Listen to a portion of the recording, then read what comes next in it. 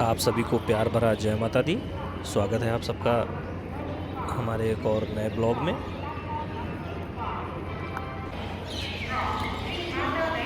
तो साथियों, इस नए ब्लॉग में आपका स्वागत करते हैं श्री माता वैष्णो देवी कटरा रेलवे स्टेशन से। बहुत ही खूबसूरत रेलवे स्टेशन बनाया गया है ये। बहुत साफ़ सफाई और बहुत ही अच्छा रेलवे स्टेशन है। तो साथियों, आप सोच रहे होंगे कि आखिरकार मैं यहाँ से कहाँ जाने वाला हूँ।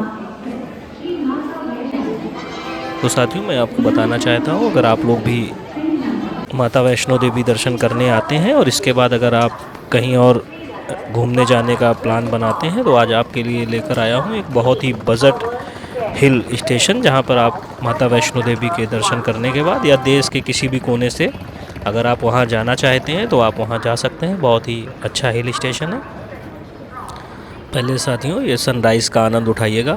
पहाड़ों के पीछे से उगता हुआ सूरज, उसकी लालिमा बहुत ही सुंदर लग रही है। देखिएगा आप सभी लोग। और अभी हम हैं श्री माता वैष्णो देवी कटरा रेलवे स्टेशन पर।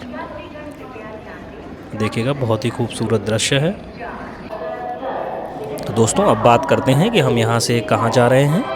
तो दोस्तों, जैसा कि अभी हमने आपको बताया था कि हम यहाँ से आपको एक बजट हिल स्टेशन की यात्रा के बारे में बताएंगे। तो अगर आप लोग वैष्णो देवी कटरा आते हैं तो यहाँ से आप ट्रेन के रास्ते पठानकोट तक पहुँचिए।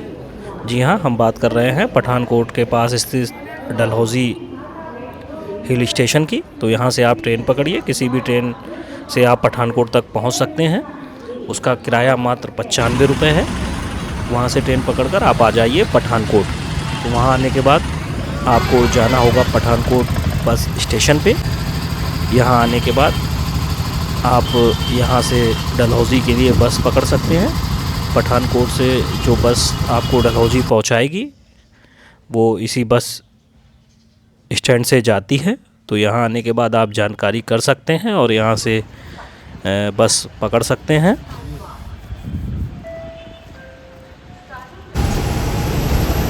हमारी बस पठानकोट से चल चुकी है। इसका किराया मात्र 175 रुपये पड़ता है।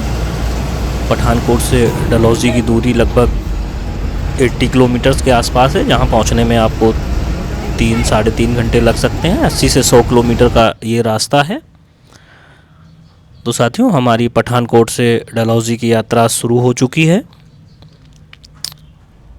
बने रहिए आप लोग हमारे साथ। आपको विस्तार से पूरी यात्रा दिखाएंगे और आपको बताएंगे। हमारी बस बहुत ही खूबसूरत पहाड़ी रास्तों से होते हुए आगे की ओर बढ़ती जा रही थी। आप सब भी पहाड़ों पर गए हैं तो आप सबको पता ही है कि पहाड़ी रास्ते नज़ारों से भरे हुए होते हैं और बहुत ही अच्छा लगता है वहाँ से गुज़रने में, वहाँ से चलने में।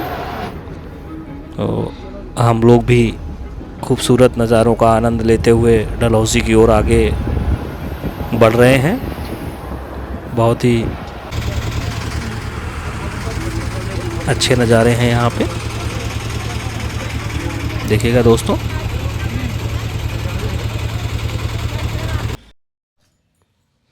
लगभग बस ने आधी दूरी तय कर ली थी। तो जब आधी दूरी तय कर लेते हैं तो एक स्टॉप लेते हैं थोड़ी देर का, वो 15-20 मिनट का, जहाँ पे वो लोग चाय नाश्ता करते हैं। इसके बाद पुनः यात्रा शुरू करते हैं। तो थोड़ी देर स्टॉप लेने के बाद हमारी यात्रा पुनः शुरू हो चुकी थी और हम डलहौजी पहुँचने वाले हैं अभी। देखिएगा, यहाँ पहुँचते पहुँचते रात हो गई थी। हमारी बस वहाँ से लगभग 3:30-4 बजे पठानकोट से निकली थी और पहुँचते पहुँचते हमको 7-7:30 हो गया है। तो कभी कभी ट्रैफिक पे भी डिपेंड होता है। अगर ट्रैफिक आपको ज़्यादा मिलता है तो आपका आधा 1 घंटा ज़्यादा भी लग सकता है।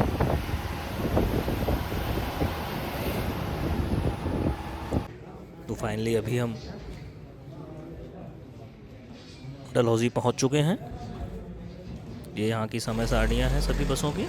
दोस्तों, रात को डलहौजी पहुँचते पहुँचते काफ़ी देर हो गई थी। इसके बाद वहाँ पे पहुँचने के बाद हमने होटल वगैरह ढूंढा तो काफ़ी टाइम हो गया था, इसलिए आपको हम रात में कुछ नहीं दिखा पाए, कुछ रिकॉर्ड नहीं कर पाए। तो अभी साथियों सुबह हो चुकी है। ये नज़ारा है डलहौजी में बस स्टैंड का, जहाँ पे बसें खड़ी होती हैं। आपको जो पठानकोट से बस लाएगी वो यहीं पर छोड़ेगी, और आप इसी बस स्टैंड के आसपास रूम भी ले सकते हैं।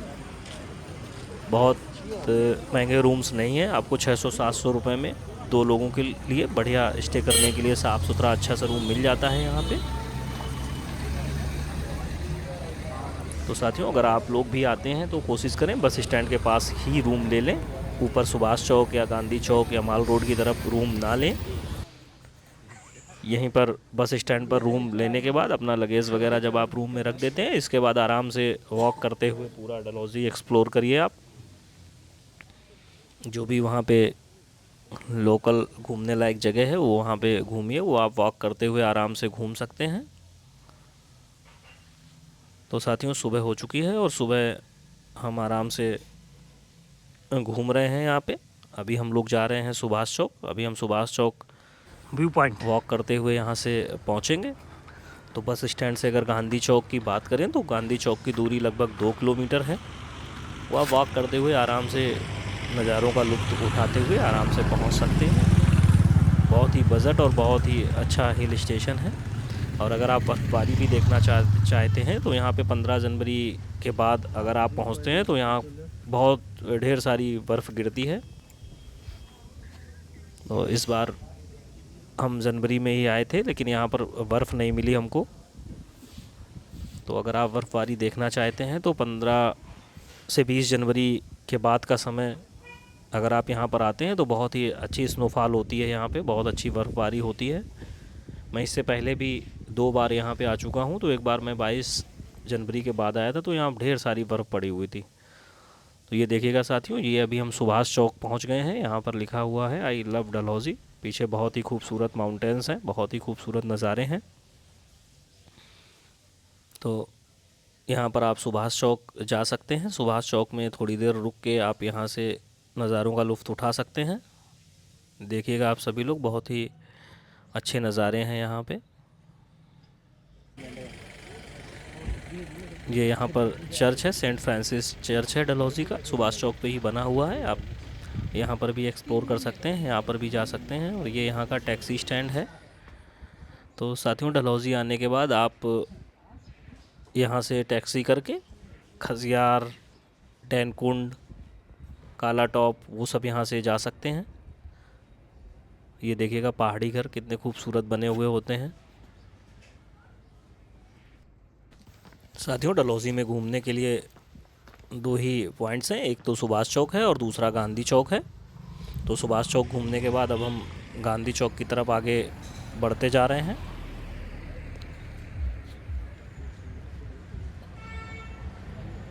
गांधी चौक के पास ही माल रोड है, तिब्बतन मार्केट वगैरह है। वहाँ पे घूमना, शाम को खाना वाना खाना बहुत ही अच्छा लगता है। तो साथियों, ये है गांधी चौक।